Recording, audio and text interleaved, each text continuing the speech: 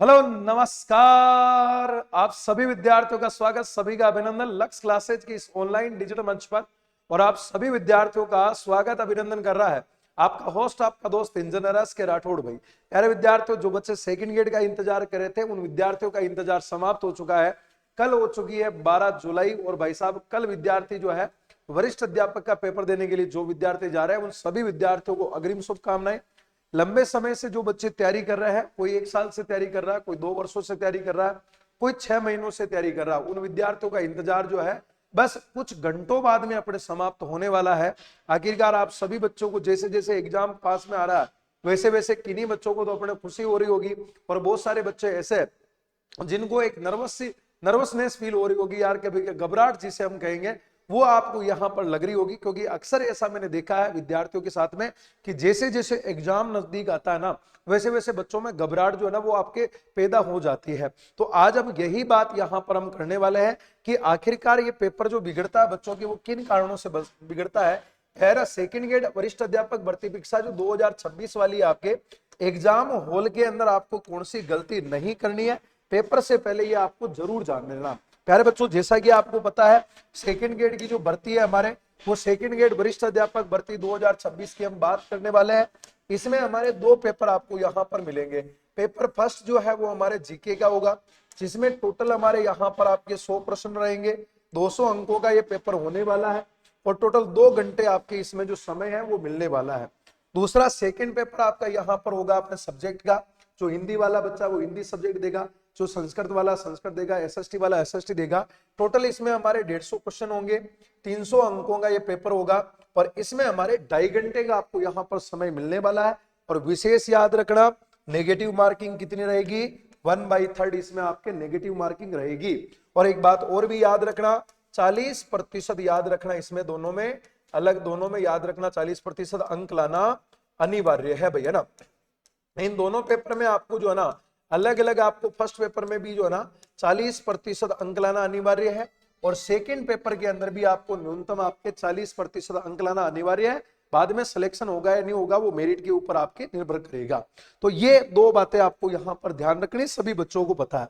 अब exam hall के अंतर्गत जो विद्यार्थी आप लोग पेपर देने जा रहे हो, अंतिम क्षणों के अंतर्गत उस एग्जाम हॉल में बैठे बैठे आपको कौन सी गलती नहीं करनी है, उन्हीं के ऊपर मैंने कुछ विशेष जो बिंदु है मैंने स्टूडेंटों से पूछे। मैंने अपनी अंतरात्मा से जाना कि यार अगर मैं एक स्टूडेंट होता तो मैं एग्जाम हॉल में बैठते टाइम किन किन गलतियां यहां पर मैं करता, उन चीजों से आपको जरूर बचना। जैसे पहले नंबर की गलती आपको यहां पर बता रखी कि सेंटर के ऊपर आपको समय पर पहुंचना है। कि जिस एग्जाम सेंटर आपका जो आया है, जो आपके एडमिट कार्ड में दे रखा है, अगर आपके आउट ऑफ डिस्ट्रिक्ट, आपके आउट ऑफ है ना होम, अगर आपके सेंटर पहुंचा है तो आपको कोशिश ये करनी है कि सेंटर पर एक दिन पहले आपको जरूर पहुंचना है। जैसे मान लो कि अगर कोई बांसवाड़ा वाला स्टूडेंट, उसका सेंटर अगर उदयपुर में दिया है तो कोशिश ये करना है कि आज शाम तक आपको उदयपुर जरूर पहुंचाना चाहिए। और आपको आसपास के एरिया के अंदर जो भी आपका सेंटर आया है वहां उस सेंटर के ऊपर एक बार एक दिन पहले से आपको जाके पता कर लेना कि आपका सेंटर कौन सी जगह पर है, कितनी का आप जहां पर ठहरे हो उसकी डिस्टेंस क्या है, ताकि कल सुबह जब आपका एग्जाम शुरू होता है उससे 2 घंटे पहले जब आपको सेंटर पर बुलाया जा रहा है तो आप समय का विशेष ध्यान रखो, आप समय पर पहले आप पहुंच जाना भैया ना। सेंटर पर कम से कम आपको यूं मान के चलना बेटा, 2 घंटे पहले तो आपको सेंटर पर पहुंचना ही पहुंचना है ना। क्योंकि 1 घंटे पहले आपको यहाँ पर जो है ना गेट बंद हो जाएंगे और उससे 1 घंटे पहले आपकी एंट्री चालू हो जाएगी। तो नॉर्मल आपको यूं मान के चलना कि 2 घंटे पहले आपको सेंटर पर पहुंचना ही पहुंचना है। दूसरा, जब आप सेंटर एग्जाम हॉल में बैठोगे तो पेपर आने से पहले आपके हाथ में कौन आएगी बेटा, ओमार आएगी। और हम ओमार के अंदर हम सबसे पहला क्या काम करते हैं, रोल नंबर करते हैं। पहली गलती स्टूडेंट यहां से ही शुरू कर देता है। अक्सर रोल नंबर भरने में वो विद्यार्थी अपने गड़बड़ कर देता है, या तो रोल नंबर अपने सही लिख देता है तो नीचे गोले बढ़ने में मिस्टेक कर देता है, या फिर गोले सही बढ़ता है तो ऊपर रोल नंबर अंकों में अपने मिस्टेक कर देता है। इसलिए विशेष ध्यान रखना, आपकी एक छोटी सी लापरवाही आपके पिछले 2 सालों की मेहनत के ऊपर पानी फेर सकती है। आपका जो सिलेक्शन है वो पहली बार रोल नंबर भरने से आपका समाप्त हो सकता है। तो इसीलिए रोल नंबर भरते हुए आप सभी बच्चों को विशेष ध्यान रखना। दूसरा, जब आपके हाथ में प्रश्न पत्र आवे तो प्रश्नों का हल करते समय आपको यहां पर जल्दबाजी नहीं करनी है। अक्सर मैंने देखा है कि जितने भी स्टूडेंट एग्जाम देने जब जाते हैं ना, तो एग्जाम हॉल के अंदर उनमें क्या एक जल्दबाजी आ जाती है कि जैसे मान लो कि क्या करते हैं भैया कि ओवर कॉन्फिडेंस हो जाते हैं। ओवर कॉन्फिडेंस यूं कि जैसे ही पेपर देखते हैं, हो सकता है कि पहला प्रश्न, दूसरा प्रश्न और तीसरा प्रश्न, ये 2-3 प्रश्न उसके सामने इजी इजी आते हैं, और जैसे ही वो इजी इजी पेपर में आप लोग स्टार्टिंग के 2-3 क्वेश्चन देखते हैं, और वो स्टूडेंट को क्या कॉन्फिडेंस आपको बढ़ जाता है कि यार के पेपर बड़ा इजी आया।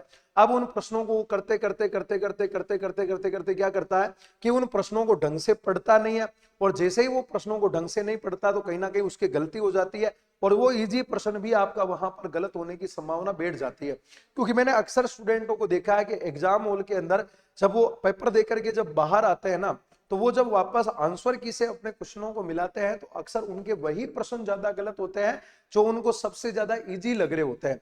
उनका मेन कारण यहाँ पर क्या होता है कि जैसे ही हम कोई इजी प्रश्न देखते हैं ना, तो हमारा कॉन्फिडेंस एक्चुअल में क्या ज्यादा हो जाता है, हम ओवर कॉन्फिडेंस में आ जाते हैं यार कि प्रश्न बड़ा इजी है, हमने आव देखा ना ताव, न तो प्रश्न की भाषा को ढंग से पढ़ा, न उसके चारों ऑप्शन को हमने ढंग से पढ़ा, और हमने उसका जो हमारे सामने पहले नजर आया और हमें जो सही लगा वो हम वहां पर सही करके आ गए। लेकिन आपको यह भी सोचना है कि एग्जामिनर जिसने बंदे ने पेपर बनाया, वो पेपर वाला बंदा इसमें कौन सा आंसर सही मानना चाह रहा है। जैसे एक एग्जाम्पल के तौर पर मैं बताऊं आपको कि जैसे कि आपको एक सवाल पूछा कि निम्नलिखित में से क्षेत्रफल की दृष्टि से सबसे बड़ा जिला कौन सा है। अब ऑप्शन नंबर 1 में आ गया जैसलमेर, ऑप्शन नंबर बी में आ गया बीकानेर, एक में आ गया हमारा कच्छ, और एक में आ गया अपने बाड़मेर। अब आप क्या पढ़ोगे कि निम्नलिखित में से सबसे बड़ा जिला कौन सा है। ऑप्शन नंबर 1 देखोगे जैसलमेर, टिक लगा के निकल जाओगे, क्योंकि आपने आपके नजरिए से उस प्रश्न को सोचा है। लेकिन जो पेपर बना रहा है उसने किस नजरिए से सोच रहा, वो कह रहा है कि इन 4 जिलों में निम्नलिखित में से, मतलब नीचे जो 4 जिले हैं इनमें सबसे बड़ा जिला कौन सा होगा, तो वहां पर हमारा कच्छ गुजरात होगा, क्योंकि कच्छ पूरे इंडिया का सबसे बड़ा जिला होता है। तो यहां पर यह गलती आपको नहीं करनी है कि प्रश्न आपको इजी लगे, लेकिन आपको इजी हो चाहे टफ हो, उन प्रश्न पत्र को आराम से आपको पढ़ना है, पूरे प्रश्न को भाषा समझनी है, फिर उसके चारों ऑप्शन को ढंग से पढ़ना है। एक ऑप्शन से कभी उसके साथ आप निर्णय के ऊपर मत पहुंचाना, वरना बहुत बड़ी आप गलती कर दोगे। फिर एक आता बेटा कि प्रश्न कठिन हो या सरल हो, सही से आपको पढ़ना जरूर है। अभी मैंने आपको बताई है, चाहे प्रश्न इजी हो, चाहे कथन कारण वाला हो, चाहे लॉजिकली हो, उन प्रश्नों को लास्ट तक प्रश्न की भाषा से लगा करके चारों ऑप्शन तक और ऑप्शन को ढंग से आपको पढ़ना है। फिर बाद में उसके ऊपर आप किस नतीजे पर पहुंचते हो वो आपको वहां पर आपको पहुंचाना है, वरना आपके नेगेटिव हो सकता है। फिर आता एक यहां पर आता है कि कोई भी प्रश्न नहीं आ रहा है तो उस पर जिद नहीं करनी है। अक्सर मैंने ऐसे स्टूडेंटों को देखा है, या मान लो कि जैसे अगर मैं एक स्टूडेंट हूं तो मैं क्या करता हूं कि मान लो कि मुझे कोई प्रश्न जैसे बहुत अच्छा आ रहा होता है। एक तो देखो 3 टाइप के प्रश्न होते हैं। एक प्रश्न वो होता है जो हम देखते ही पहले उसका हमें आंसर हमारे दिमाग में क्लिक हो जाता है, हमारा पढ़ा हुआ आता है, उस वाले प्रश्न को हम फटाफट से हल कर देते हैं, वो हमें आ रहा है, इसका मतलब 110% उसका आंसर जो होगा ना सही हो सकता है। एक वो प्रश्न होता है जिसमें हम 50-50 पर जाकर के हम अटक जाते हैं, उस प्रश्नों में हम थोड़ा सा दिमाग लगाते हैं और लास्ट तक उसका भी आंसर आपके आ जाता है। और एक प्रश्न वो वाला होता है जिन्होंने हमने उस प्रश्न को देखा और हमारे देखते ही पहले हमारे दिमाग में कोई घंटी नहीं बजी, न तो हमारे पास में कोई यूं आया कि यार हमने कभी पढ़ रखा है, ना हमारे दिमाग में कभी यह आया कि हमने इस प्रश्न को कभी देखा भी है, ना हमने कभी इसके बारे में सुना भी है। अगर मान लो कि ऐसा प्रश्न तुम्हारे कोई एग्जाम में आ जाता है पढ़ते पढ़ते, देखो एक प्रश्न वो आएगा जिसे देखते ही पहले आप डायरेक्ट उसे हल कर दोगे, दूसरा प्रश्न वो आएगा जिसमें आपके 50-50% वाले आपके दिमाग में घंटी बजेगी यार प्रश्न सुना तो है लेकिन थोड़ा इसमें कंफ्यूजन वाला है, उसमें दिमाग लगाओगे तो चलेगा। एक प्रश्न वो आता है जिसका आपने कभी सुना ही नहीं है, आपने 6 महीने 7 महीने 1 साल 2 साल तक जब भी आपने तैयारी की है ना, कभी आपने उस वाले प्रश्न में सुना नहीं है कि यार कि ये प्रश्न कहां पर हमने पढ़ा। अगर पढ़ा है तो दिमाग में आएगा, नहीं पढ़ा तो नहीं आएगा। ऐसे प्रश्नों को जिद नहीं करना है, ऐसे प्रश्नों को डायरेक्ट आपको गोला लगाकर उसको छोड़ना है, तो वो वाला प्रश्न छोड़ने वाला है। अगर आप बार बार उसी प्रश्न के अंदर आप टाइम वेस्ट कर रहे हो, दिमाग लगाने की प्रयास कर रहे हो, तुक्का लगाने का प्रयास कर रहे हो यार कि इसका आंसर क्या हो सकता है क्या नहीं हो सकता है, इसका मतलब आप अपना समय बर्बाद कर रहे हो, क्योंकि आपको 100 प्रश्नों को हल करना है और 2 घंटे का समय ही आपको यहाँ पर मिला है। अतः आपको कोशिश करनी है कि ऐसे छोड़ने वाले प्रश्नों के ऊपर आपको जिद नहीं करनी है। जिन प्रश्नों में जिद करनी है वो 50-50% वाले हो सकते हैं, उनमें हो सकता है आप 1-1.5 मिनट के लिए जिद कर लो, बाकी ऐसे प्रश्नों को छोड़ करके आपको नेक्स्ट वाले क्वेश्चन पर आपको आगे बढ़ना है, ये छोड़ने वाला होगा। एक आपको समय का विशेष ध्यान रखना है, क्योंकि आपका समय जो है फर्स्ट वाले पेपर में आपको यहाँ 2 घंटे का समय मिला है, 100 क्वेश्चन हल करना है, और सेकंड वाले पेपर के अंदर आपको 2.5 घंटे का समय मिला है, वहां आपको 150 क्वेश्चन हल करना है। तो कृपया करके समय का विशेष आप ध्यान रखें। अगर आपने समय का ध्यान नहीं रखा तो आपका पेपर में सवाल छूट सकते हैं। आपको यह भी याद रखना है कि आपको उस पेपर में 40% अंक लाना अनिवार्य है, चाहे फर्स्ट पेपर हो चाहे सेकंड पेपर हो। 40% अगर आपने अंक प्राप्त नहीं किए तो आपकी मेहनत पर पानी फिर सकता है, आपका रिजल्ट जारी नहीं होगा, आप सिलेक्शन से दूर चले जाओगे। तो आपको पहला टारगेट लेना कि 40% अंक लाना अनिवार्य है। और एक याद रखना, नेगेटिव मार्किंग से बचना, जितना ज्यादा हो सके ना तुक्केबाजी से बचना है, नेगेटिव मार्किंग से बचना है। वरना अगर आपकी एक थोड़ी सी गलती, मैं आपको बार बार वही कह रहा हूं कि जो सवाल आ रहा है पूरा आ रहा, कंफर्म आ रहा, वो तो एक ही बार में पता लग जाएगा। जिसमें 50-50% का लाइफलाइन वाला है उसमें आप थोड़ा सा दिमाग लगाइए, थोड़ा जो है ना सोचिए। या हो सकता है कि सेकंड वाले राउंड में उसको अगर मान लो ज्यादा कंफ्यूजन वाला है, सेकंड वाले राउंड में आप कंप्लीट कर दीजिए, या वहीं पर आप 50-50% लाइफलाइन लेकर के उसको कंप्लीट करने का प्रयास कीजिए। और जो एक ऐसा प्रश्न है जिसके बारे में आपने न कभी सुना है, ना कभी सोचा है, ना कभी आपके दिमाग में कभी आया है, उस प्रश्न को वहीं पर छोड़ना है, वरना आपका नेगेटिव हो सकता है। लेकिन याद रखना, 5वां गोला ई वाला जरूर भरना, अनुत्तरित प्रश्न छोड़ने का मतलब भी आपको ओएमआर में तो ऑप्शन नंबर ई तो भरना ही पड़ेगा, उसके लिए आपको 10 मिनट और एक्स्ट्रा मिलेगा। मतलब ओएमआर में खाली नहीं छोड़ना, ऑप्शन नंबर ई आपको जरूर भरना। एक आपको यहां पर आता है कि जो प्रश्न आ रहे हैं वही आपको हल करना, जो नहीं आ रहे हैं उनको छोड़ना, उसके लिए आपको विकल्प ई वाला भरना है, खोला याद रखना है। और एक आपको यहां पर तुक्केबाजी से जरूर बचना।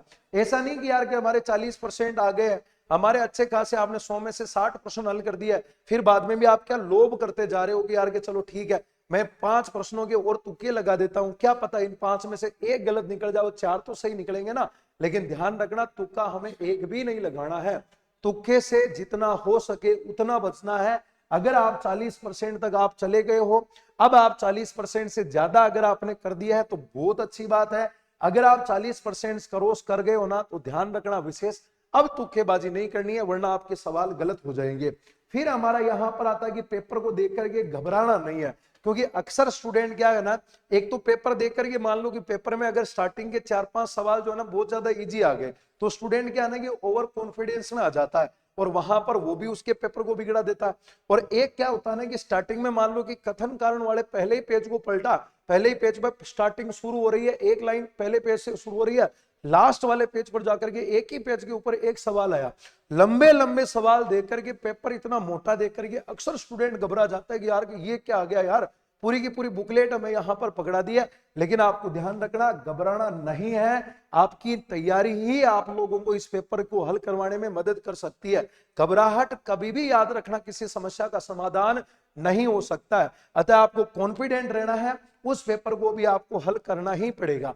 घबराओगे तो आपका और ज्यादा पेपर जो है वो बिगड़ जाएगा। और एक लास्ट में आपको याद रखना कि ओएमआर भरते समय विशेष ध्यान रखना है कि प्रश्न क्रमांक जरूर देख ले, उसमें कौन सा उत्तर है एक बार पुनः आप लोग चेक कर ले, और समय का ध्यान रखें। ऐसा नहीं कि आपने सारे प्रश्न पत्र में पहले टिक लगा दिए कि कौन सा आंसर इसका क्या क्या रहेगा, और लास्ट में आप जाकर के उसको एक ही साथ गोले बढ़ना स्टार्ट करोगे। समय कम है, अब आप बार बार घड़ी की तरफ देखोगे, लास्ट में ओएमआर भरोगे ना तो कहीं ना कहीं आपके स्टार्टिंग से लेकर के लास्ट तक कहीं पर भी अगर मान लो सीक्वेंस ऊपर नीचे हो गया ना, पूरी ओएमआर आपके यहां पर खराब हो सकती है। इस चीज का भी आपको विशेष ध्यान रखना है। बाकी एग्जाम हॉल में आपके पास अपना आईडी कार्ड, आधार कार्ड होना चाहिए, आपके पास में अपना एक फोटो पासपोर्ट साइज का होना चाहिए, इसके अलावा आपके पास में अपना प्रवेश पत्र होना चाहिए, इसके अलावा आपके पास में नीला बॉल पेन होना चाहिए, और नॉर्मल सिंपल आप लोगों को जो ड्रेस है वो ध्यान रखना पहन के जानी है। इसके अलावा कानों में बाली नहीं होनी चाहिए। महिलाएं विशेष याद रखना, आपके जेवर और जवाहरात जो भी है ना वो आपको घर पे रखनी है, और नॉर्मल आप जो अपनी साड़ी है या फिर आप लेगी वगैरह जो भी आप वस्त्र पहनते हो, सूट सलवार, वो पहन के जा सकते हैं। और जितने भी युवा कैंडिडेट मेरे पुरुष वर्ग में है साथी, उनको आप मैं बता दूं, आप सिंपल कपड़े कोई भी फॉर्मल पहन के जा सकते हो, या फिर आप लोअर टी शर्ट पहन के जा सकते हो। विशेष ध्यान रखना, जितना चप्पल पहन के जाओगे ज्यादा बेटर रहेगा। और साथ में अगर जींस पहन के जा रहे हो तो उसके ऊपर मेटल का कोई भी बटन नहीं होना चाहिए, वरना मेटल डिटेक्टर के अंदर आप लोग वहां पर पकड़े जा सकते हो, आपका समय बर्बाद हो सकता है। इन सभी चीजों का ध्यान रखना। और सेकंड गेट की तैयारी होने के बाद में अगर आपको किसी को कुछ डाउट होता है आपकी तैयारी पर, तो आप सभी बच्चों को मैं बता दूं कि 22 तारीख से है ना 22 जुलाई 2026 से निःशुल्क एक फाउंडेशन जो बैच है रीट पात्रता परीक्षा लेवल 1 लेवल 2 साइंस मैथ और L2 SST के लिए ऑफलाइन और लाइव फ्रॉम क्लासरूम जो बैच है ना वो 22 जुलाई से हमारे शुरू हो रहे हैं प्रातः 10 बजे। और थर्ड ग्रेड भर्ती परीक्षा को लेकर के मेंस का भी अपने यहाँ पर जो नया बैच है ना वो हमारे 22 जुलाई को प्रातः 10 बजे अपने शुरुआत होने जा रहा है। तो विशेष ध्यान रखना, एग्जाम के बाद 22 जुलाई से वापस अपन को तैयारी में लग जाना है। जिनका पेपर अच्छा नहीं जाता है उनकी बात कर रहा हूं, बाकी जितने विद्यार्थी सेकंड ग्रेड की तैयारी कर रहे हो ना, मैं तो ईश्वर से कामना करता हूं बेटा सभी का सिलेक्शन हो जाओ, है ना। सेकंड ग्रेड का जो हमारा नया बैच होगा ये अपने 22 जुलाई को प्रातः 10 बजे शुरू होने जा रहा है। जीके फर्स्ट पेपर भी है और सेकंड पेपर में इंग्लिश है, हिंदी है, साइंस है, मैथ है और एसएसटी है। फाउंडेशन बैच रहेगा 2027-28 के लिए। अतः जो भी बच्चे तैयारी कर रहे हैं ऑफलाइन या लाइव फ्रॉम क्लासरूम बैचेज के साथ में आप लोग जुड़ सकते हैं। 22 जुलाई ध्यान रख लेना। तो प्यारे बच्चों ये कुछ विशेष बिंदु थे जो एग्जाम हॉल के अंतर्गत आपको ध्यान रखना है। सभी बच्चों का इंतजार समाप्त हो चुका है। कल भाई साहब जिन्होंने तैयारी की है वो तैयारी करने का, उसको परखने का, आपकी परीक्षा वो आपको समय कल मिलने वाला है। तो सभी बच्चों को ऑल द बेस्ट, घबराना नहीं है, आराम से सो जाना। कल आपका एग्जाम है, एग्जाम के बाद में हम मिलते हैं आंसर की के साथ। तब तक के लिए धन्यवाद। जय हिंद और राम राम।